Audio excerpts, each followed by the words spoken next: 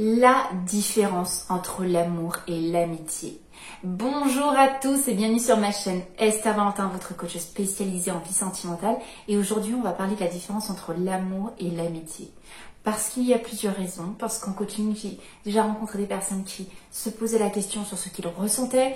Parce qu'on se pose aussi souvent la question sur ce que l'autre ressent, dans quel type de relation on fonctionne. Bref, peu importe la raison.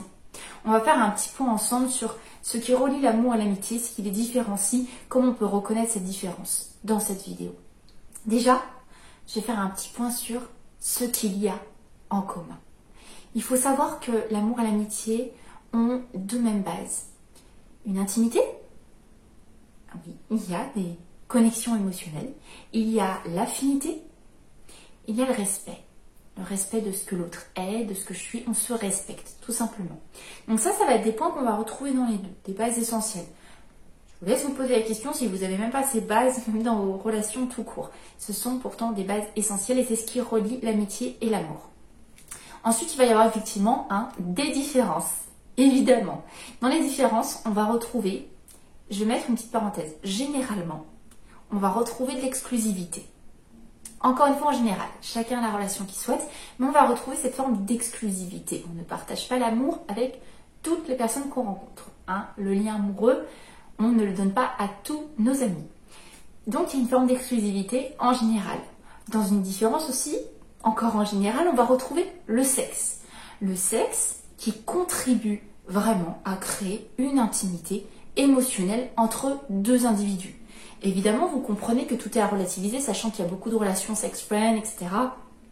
C'est pour ça, c'est vraiment à vous d'évaluer dans les critères qu'il y a quand même cette attirance en plus. La sexualité, on ne le partage pas avec tous ses amis. Ça se saurait. Donc on est déjà dans une relation qui sort de l'amitié pure quand on a le plan sexuel, le plan exclusif. Ensuite, on va aussi retrouver dans cette différence d'avoir des projets de vie. Je ne parle pas d'avoir des projets avec les copains de partir en vacances.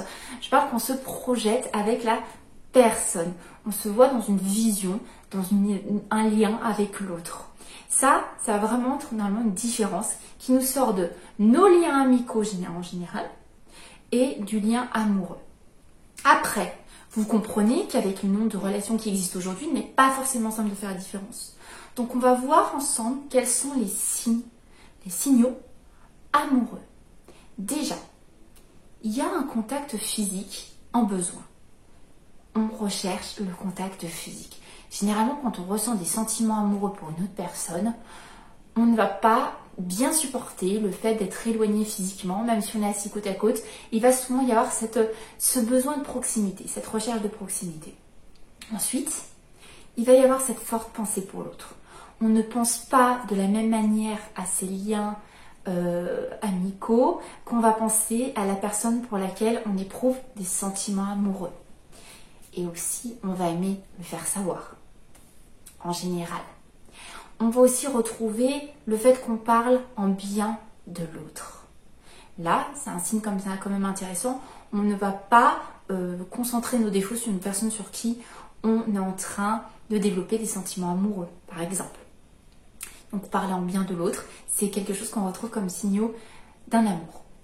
On va retrouver aussi cette attirance physique, parce que, comme on l'a vu ensemble avant, on ne retrouve pas cette attirance physique pour tous nos amis. Ou alors, on a des critères de valeur pour notre cercle amical assez particuliers. Mais bref, libre à chacun. Il y a cette attirance physique. On développe rarement des sentiments amoureux pour une personne chez qui on est rebuté par le physique. Il y a une forme d'attirance. On va retrouver aussi cette tristesse, que l'autre soit par exemple avec un ou une autre. Attention à vraiment différencier de la possessivité. Je ne veux pas posséder l'autre, je suis juste dans la tristesse que cette personne développe une relation et soit heureux et donne son attention, etc. à une autre personne, alors que j'aimerais profondément le faire avec lui ou avec elle. Donc ce n'est pas une possession. Attention à la jalousie. Je le veux mais j'ai rien à lui offrir. Non. Je sais que ça c'est quelque chose qui vous demande un ressenti un peu plus particulier. Ressentir de la jalousie n'est pas forcément une envie de construire avec l'autre. Donc attention quand vous avez par exemple la marque d'une personne qui veut être possessive, qui veut que vous soyez avec personne, mais derrière, qui n'a aucun investissement auprès de vous, en fait il veut vous posséder mais il n'a rien à vous offrir, c'est pas du sentiment amoureux, c'est pas très très sain d'ailleurs, tout ça. Donc vraiment apprendre apprendre avec une vue d'ensemble, ce que je vous dis. La dernière chose que je voulais vous transmettre pour repérer les signaux amoureux, ça va être de vouloir plaire à l'autre personne. Quand on a des sentiments amoureux pour une personne, on ne cherche pas du tout à lui déplaire. Hein. Donc on va quand même faire un petit peu attention à ce qu'on fait, tout en restant naturel bien sûr, mais on va quand même avoir ce sentiment de est-ce que l'autre personne me regarde, est-ce que là c'est en train de lui faire plaisir ce que je lui dis, ou est-ce que je peux lui proposer une activité sympa. Ça, vous allez pouvoir le repérer si une personne est en train de s'intéresser à vous, s'il développe des sentiments amoureux, si vous êtes dans une pure amitié. Quelqu'un qui a envie de vous plaire, ça se voit et ça se ressent dans son passage à l'action. Donc quelqu'un qui va vous signifier, qui veut une relation avec vous et vous demandez si on est dans une relation par exemple sex friend ou si on est vraiment dans une relation, on commence doucement à s'engager, je vous assure que vous allez voir cette personne cherche à vous plaire ou elle est juste en demande, cette personne est juste en demande à répondre à ses besoins personnels pour vous voir juste le soir pour coucher ensemble. Non, ça se ressent quand même qu'une personne est en train de chercher à vous séduire et à vous plaire. Et là, ce sera la différence. Un ami ne tentera pas de vous plaire à tout prix. L'amitié, elle se crée dans un consentement un petit peu plus mutuel, un peu plus tranquillou, on va dire. L'amour, on va chercher à plaire à l'autre. C'est presque inconscient.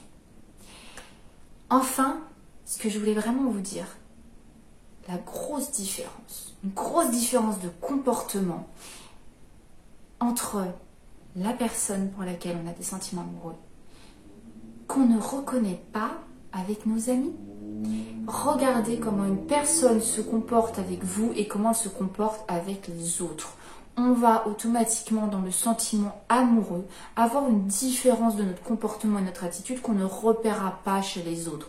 Donc vous-même, si vous vous posez la question, vous allez pouvoir facilement vous porter ce regard, cet effet miroir, à vous dire est-ce que je me comporte avec les autres comme ça ou est-ce que je sens qu'il y a certains signaux qui font que j'essaie plus de plaire à l'autre ou j'ai cette attirance, que je le regarde plus, que j'y pense plus, est-ce que je vois que mon attitude est un petit peu différente quand je lui parle, est-ce que je réfléchis, est-ce que je pense quand je suis en train de parler avec lui ou à l'idée de le voir.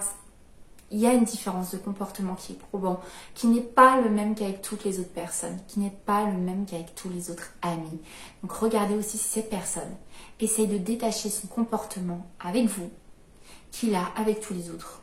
S'il n'essaye pas de le faire, si vous n'arrivez vraiment pas à voir la différence, cette personne n'est pas en train d'essayer de vous plaire, n'est pas en train d'essayer d'aller sur un engagement amoureux. Ça peut être simplement amical. Donc vous comprenez, cette vidéo est intéressante en conclusion pour voir que la différence peut être très complexe.